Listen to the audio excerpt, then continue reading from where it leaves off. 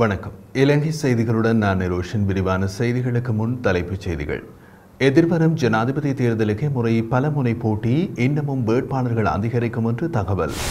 மனித உரிமை மீறல்களில் ஈடுபட்ட அதிகாரிகளை தண்டிக்க இலங்கை குறைந்தபட்ச ஆர்வம் காட்டுவதாக அமெரிக்கா குற்றச்சாட்டு. தமிழ் தேசிய அரசியலில் இருந்து விலகி இருக்குமாறு புலம்பெயர் தமிழ் வர்த்தகர்களிடம் சுமந்திரன் கோரிக்கை. பல்வேறு காரணங்கள் நிமித்தம் 2 வருடங்களில் 25 லட்சம் இளைஞர்கள் நாட்டை விட்டு வெளியேறியுள்ளதாக தகவல். தொடர்வது விரிவான செய்திகள்.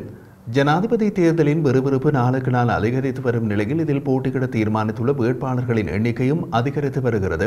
இதன்படி ஜனாதிபதி தேர்தலில் போட்டியிட தீர்மானித்த வேட்பாளர்களின் எண்ணிக்கை 7ஆக அதிகரித்துள்ளது. ஜனாதிபதி ரணில் விக்ரமசிங்க, எதிர்க்கட்சித் தலைவர் சஜித் பிரேமதாஸ், தேசிய மக்கள் சக்தியின் தலைவர் அனுருகுமார் திசாநாயக்க, மாஃபிம ஜனதா கட்சியின் தலைவர் திலீப் ஜெயவீர, முன்னாள் விளையாட்டுத்துறை அமைச்சர் ரோஷான் ரணசிங்க, இலங்கை பொது பயன்பாடுகள் ஆணைக்குழுவின் முன்னாள் தலைவர் ஜனக ரத்நாயக்க மற்றும் முன்னாள் ஜனாதிபதி ஜே.ஆர். ஜெயவர்தனவின் பேரன் இஷான் ஜெயவர்தன ஆகியோர் போட்டியிட தீர்மானித்துள்ளார்கள்.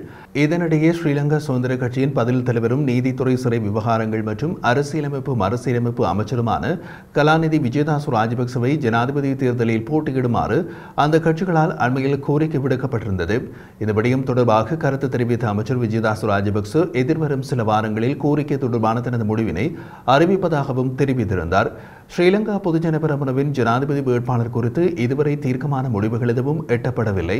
ஜனாதிபதி யார் என்பதை தீர்மானிக்கும் அதிகாரம் கட்சியின் தலைவரான முன்னாள் ஜனாதிபதி மஹிந்த ராஜபக்சவிடம் ஒப்படைக்கப்பட்டுள்ளதாக கட்சியின் பொதுச் செயலாளர் சட்டத்தரணி சாகர காரியவசம் தெரிவித்துள்ளார். எதிர்வரும் காலங்களில் ஜனாதிபதி தேர்தலில் மேலும் பல வேட்பாளர்கள் இணையவுள்ளார்கள். இந்த நிலையில் ஜனாதிபதி தேர்தலுக்கு அதிக எண்ணிக்கையிலான வேட்பாளர்கள் முன்வைக்கப்படுவது இதுவே முதலாவது சந்தர்ப்பம் என்றும் அரசியல் வட்டாரங்கள் தெரிவிக்கின்றன. பெருந்தோட்ட தொழிலாளர்களின் சம்பளம் தொடர்பில் கலந்துரையாடுவதற்காக சம்பள நிர்ணய சபை இன்று 2வது தடவையாகவும் கூடுகிறது.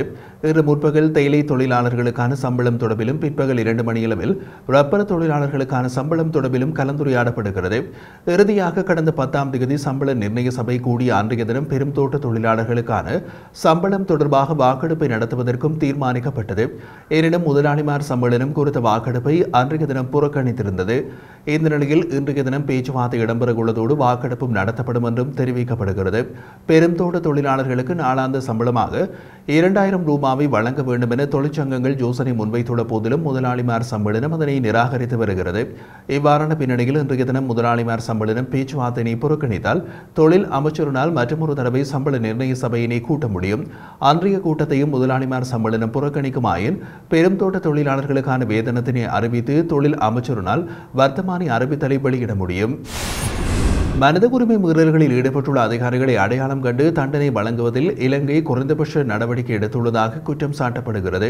இலங்கையின் மனித உரிமைகள் நடைமுறைகள் குறித்து அமெரிக்க ராஜாங்க திணைக்களத்தின் ஜனநாயகம், மனித உரிமைகள் மற்றும் தொழிலாளர் பணியகம் வெளியிட்டுள்ள அறிக்கை ஒன்றிலேயே இந்த விடயம் தெரிவிக்கப்பட்டுள்ளது. சட்டத்திற்கு புறம்பான கொலைகள், சித்திரவதைகள், மனிதாபிமானமற்ற அல்லது இழிவான நடத்தைகள், அரசாங்கத்தின் தண்டனை, கடுமையான மற்றும் உயிருக்கு ஆபத்தான சிறை நிலைமைகள் மற்றும் தன்னிச்சையான கைது அல்லது காவலில் வைத்தல் போன்ற குறிப்பிடத்தக்க மனித உரிமை மீறல்கள் பதிவாகியுள்ளதாகவும் குறிப்பிடப்பட்டுள்ளது. 2023ஆம் ஆண்டில் அரசாங்கம் அல்லது அதன் முகவர்கள் சட்டத்திற்கு புறம்பான கொலைகள் உட்பட தன்னிச்சையான கொலை நடவடிக்கையில் ஈடுபட்டுள்ளதாக பல்வேறு செய்திகள் பதிவு செய்யப்பட்டுள்ளதாகவும் குறிப்பிடப்பட்டுள்ளது. இவ்வாறு போலீஸ் காவலில் பல மரணங்கள் இடம்பெற்றுள்ளதாகவும் சுட்டிக்காட்டப்படுகிறது. பயங்கரவாத தடுப்பு சட்டத்தின் கீழ் கைது செய்யப்பட்டவர்கள், சந்தேக நபர்கள் பலரே அரசாங்கம் பிணையில் விடுவித்துள்ளதாகவும், அதே சமயம் ஓரின சேர்க்கையாளர்கள், 3ஆம் பாலினம் ஆகியோரின் உரிமைகளை மதிக்கவும் அவர்களை கைது செய்து துன்புறுத்தவை நிறுத்தவும் போலீஸ் புதிய வழிகாட்டுதல்களை வெளியிட்டதாகவும் தெரிவிக்கப்பட்டுள்ளது. அறக்கலைய போராட்டத்தின் போது கோஷமாக மாறிய அமைப்பில் மாற்றத்தை ஏற்படுத்த எமது கட்சியில் இருந்தே ஆரம்பிக்க தயாராக இருப்பதாக ஸ்ரீலங்கா பொதுஜன பெரமுனவின் தேசிய அமைப்பாளரும் நாடாளுமன்ற உறுப்பினருமான நாமல் ராஜபக்ச தெரிவித்தார். போராட்டத்தின் போது சேதமடைந்த ஸ்ரீலங்கா பொதுஜன பெரமுனவின் குருநாகல் மாவட்ட அரசியல் அலுவலகத்தை புனரமைத்து திறந்து வைக்கும் நிகழ்வில் கலந்து கொண்டு கருத்து வெளியிட்ட போது அவர் மேற்கண்டவாறு தெரிவித்துள்ளார். எமது கட்சியில் இருந்தே மாற்றத்தை ஆரம்பிக்க தயாராக இருக்கின்றோம். என் தாத்தாவின் சிலை உடைக்கப்பட்டது. நாங்கள் குடியிருந்த வீடுகள் தீக்கிரையாக்கப்பட்டன. இவ்வாறு செயற்பட்ட பிள்ளைகளை வெறுப்பதில் பயனில்லை.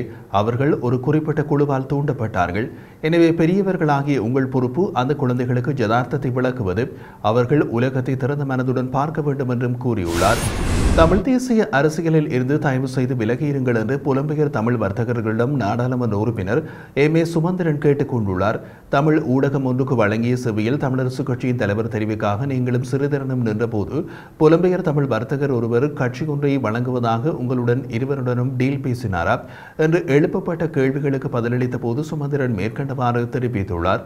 அவர் மேலும் குறிப்பிடுகையில், எனக்கு ஒருவர் மூலமாக புலம்பெயர் தமிழ் வர்த்தகர் ஒருவர் செய்தி அனுப்பியிருந்தார். அதாவது கட்சிகள் விற்பனை கொண்டு உங்களுக்கு வேண்டுமா என்று அந்த புலம்பெயர் தமிழ் வர்த்தகர் சார்பாக இன்னும் ஒருவர் செய்தி அனுப்பியிருந்தார். உரியவர் என்னுடன் நேரடியாக பேசவில்லை என்றபடியால் அந்த புலம்பெயர் தமிழ் வர்த்தகரின் பெயரை என்னால் பகிரங்கப்படுத்த முடியாது. என்னை தலைவர் தெரிவு போட்டியிலிருந்து விலக பண்ணுவதற்காக என்னுடன் இந்த டீல் பேசப்பட்டது. புலம்பெயர் தமிழ் வர்த்தகர்கள் தமிழரசு கட்சியில் அதிக செல்வாக்கு செலுத்துகின்றார்கள் என்பது உண்மை. இது இன்று பாரிய பிரச்சனையாக இருக்கிறது. இது சம்பந்தமாக 1.5 வருடங்களுக்கு முன்னர் சர்வதேச மட்டத்தில் முக்கிய பதவியை வகித்த ஒருவர் எனக்கு அந்த நேரத்திலேயே ஒரு செய்தியை அனுப்பியிருந்தார்.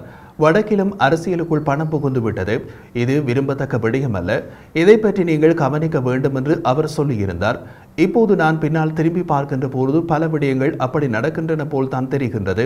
கடந்த நாடாளுமன்ற தேர்தலிலும் எங்கள் கட்சியினை சேர்ந்த சிலரிடத்தில் எனக்கு எதிராக கருத்துக்களை கூறுமாறு ஒலிவாங்கிகளை நீட்டி கருத்துக்கள் பெறப்பட்டது. சிலரிடம் அப்படி கேட்டபோது அவர்கள் மறுத்தும் உள்ளார்கள். அதனால் தான் எனக்கு அந்த விடயமே தெரிய வந்தது. சுமந்திரனுக்கு எதிரான கருத்துக்களை சொல்வீர்களானால் உங்கள் தேர்தல் பிரச்சார செலவுகளை தாங்கள் பொறுப்பேற்பதாக அவர்களிடம் சொல்லப்பட்டது. அதற்கமைய சிலர் எனக்கு எதிரான கருத்துக்களை கூறியிருந்தார்கள். சிலர் எனக்கு எதிராக கருத்துக்களை கூற மறுத்தும் இருந்தார்கள். அப்படியான முயற்சிகள் இன்று கூடுதலாக வலுப்பெற்றுள்ளன. இது தமிழர்களுடைய கொள்கை விடயத்தில் மிகவும் பாதகமான பின்விளைவை ஏற்படுத்தும். நீங்கள் செய்யும் வர்த்தகமும் உங்களுடைய லாபம் ஈட்டும் வேலையும் வேறு வழிகளில் இருக்கட்டும். தமிழ் தேசிய அரசியலுக்குள் தயவு செய்து நுழையாதீர்கள். தமிழ் மக்களின் விடிவுக்கான பயணத்தை அரசியல் பாதைகூடாக நாங்கள் முன்னெடுக்கின்ற போது அதற்கு பணம் உட்செலுத்தப்பட்டால் அது பாரிய மோசமான பின்னடைவுகளை எங்கள் மக்களிடத்தில் கொண்டு சேர்க்கும் என்றும் அவர் தெரிவித்தார். கடந்த 2022 மற்றும் 2023 ஆகிய ஆண்டுகளில் 25,65,365 இலங்கையர்கள் பல்வேறு காரணங்கள் நிமித்தம் நாட்டை விட்டு வெளியேறியுள்ளார்கள். இலங்கை மத்திய வங்கி வெளியிட்டுள்ள காலாண்டு அறிக்கைகள் இந்த விடயத்தினை உறுதிப்படுத்தியுள்ளது. இதன்படி 2022இல் 11,27,758 இலங்கையர்களும் 2023இல் 14,37,607 இலங்கையர்களும் வெளிநாட்டுக்கு சென்றுள்ளனர். 2022 மற்றும் 2023 ஆண்டுகளில் மொத்த புலம்பெயர்ந்தவர்கள் எண்ணிக்கையில் 24% மாத்திரம் தொழில் நிமித்தம் வெளிநாட்டுக்கு சென்றுள்ளார்கள். இதன்படி 2022 ஆண்டில் 3,11,269 பேரும் 2023 ஆண்டில் 2,97,656 பேரும் தொழில் நிமித்தம் வெளிநாடு சென்றுள்ளனர். 2023 ஆண்டில் வெளிநாடுகளுக்கு புலம்பெயர்ந்தவர்களில் 70% திறமையான மற்றும் தொழில்முறை பணியாளர்களாக இருப்பார்கள் என்றும் புள்ளி விவரங்கள் உறுதிப்படுத்துகின்றது. 2022 மற்றும் 2023 ஆண்டுகளில் வெளிநாடுகளில் உள்ள இலங்கையர்களால் இலங்கைக்கு அனுப்பப்படும் அந்நிய செலாவணியின் அளவு கணிசமாக அதிகரித்துள்ளதாகவும் இலங்கை மத்திய வங்கியால் வெளியிடப்பட்டுள்ள காலாண்டு அறிக்கைகள் தெரிவிக்கின்றன. இதன்படி 2022 ஆண்டு மாத்திரம் வெளிநாட்டு பணியாளர்களால் இலங்கைக்கு அனுப்பப்பட்ட அந்நிய செலாவணியின் அளவு 3,789.4 மில்லியன் அமெரிக்க டாலர் ஆகும். அத்துடன் 2023 ஆண்டில் வெளிநாட்டு பணியாளர்கள் 5,969.6 மில்லியன் அமெரிக்க டாலர்களை இலங்கைக்கு அனுப்பியுள்ளனர். இதன்படி குறித்த 2 வருடங்களில் வெளிநாட்டு பணியாளர்கள் இலங்கைக்கு அனுப்பிய அந்நிய செலாவணியின் அளவு 9,759 மில்லியன் அமெரிக்க டாலர்களாக பதிவு செய்யப்பட்டுள்ளது.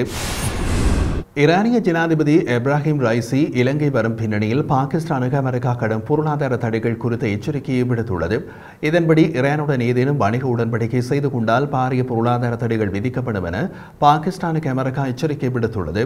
ஈரானுடனான வணிக ஒப்பந்தங்களை கருத்தில் கொள்ளும் எவருக்கும் பொருளாதார தடைகள் ஏற்படக்கூடிய அபாயம் குறித்து எச்சரிக்கையாக இருக்குமாறு அமெரிக்க வெளியுறவுத்துறையின் துணை செய்தி தொடர்பாளர் வேதாந்த் பட்டேல் குறிப்பிட்டுள்ளார். ஈரானிய ஜனாதிபதி இப்ராஹிம் ரைசி பாகிஸ்தானுக்கு விஜயம் மேற்கொண்டதோடு பிரதமர் ஷெஹ்பாஸ் ஷெரீப் மற்றும் ஜனாதிபதி ஆசிப் அலி சர்தாரி உள்ளிட்ட உயர் அதிகாரிகளோடு சந்திப்புகளை நடத்தினார். இந்த சந்திப்பின் போது ஈரானுக்கும் பாகிஸ்தானுக்கும் இடையிலான தற்போதைய வர்த்தக அளவு குறித்து இப்ராஹிம் ரைசி அதிருப்தியை வெளிப்படுத்தியதாக சர்வதேச ஊடகங்கள் செய்தி வெளியிட்டன. இரு நாடுகளுக்கும் இடையிலான வர்த்தக அளவை 10 பில்லியன் டாலராக அதிகரிக்க தலைவர்கள் ஒப்புக்கொண்டதாகவும் தெரிவிக்கப்படுகிறது. இந்த நிலையில் ஈரானுடன் வணிக ஒப்பந்தத்தை கருத்தில் கொள்ளும் எவரும் அமெரிக்காவின் பொருளாதார தடைகளின் அபாயத்தை அறிந்திருக்க வேண்டும் என்றும் பென்டகன் அறிவித்துள்ளது. 1979ஆம் ஆண்டு ஈரானின் அணுசக்தி திட்டத்திற்கு பதிலளிக்கும் விதமாக அமெரிக்கா பல தடைகளை விதித்தது. இந்த வார தொடக்கத்தில் சீனாவை சேர்ந்த 3 நிறுவனங்கள் உட்பட பாகிஸ்தானின் பாலிஸ்டிக் ஏவுகணை திட்டத்திற்கான விநியோகஸ்தர்கள் மீதும் அமெரிக்கா தடைகளை விதித்துள்ளது. இதனிடையே பாகிஸ்தான் விஜயத்தை முடித்துக் கொண்டு ஈரானிய ஜனாதிபதி இலங்கைக்கு வருகை தருகின்றார். இதன்போது உமாவுயா திட்டத்தை திறந்து வைக்கும் அவர் ஜனாதிபதி உள்ளிட்ட உயர் அதிகாரிகளையும் சந்தித்து பேசவுள்ளார். மேலும் இரு நாடுகளுக்கும் இடையிலான இருதரப்பு உறவுகளை மேலும் வலுப்படுத்துவதற்கான 5 புரிந்துணர்வு ஒப்பந்தங்களும் இதன்போது கைச்சாத்திடப்பட உள்ளது. இந்த நிலையில் பாகிஸ்தானுக்கு பொருளாதார எச்சரிக்கைகளை அமெரிக்கா விடுத்தது போல இலங்கைக்கு எதிர்காலத்தில் எச்சரிக்கைகள் விடுக்கப்படுமா என்ற அச்சம் காணப்படுவதாக ஆய்வாளர்கள் குறிப்பிடுகின்றனர்.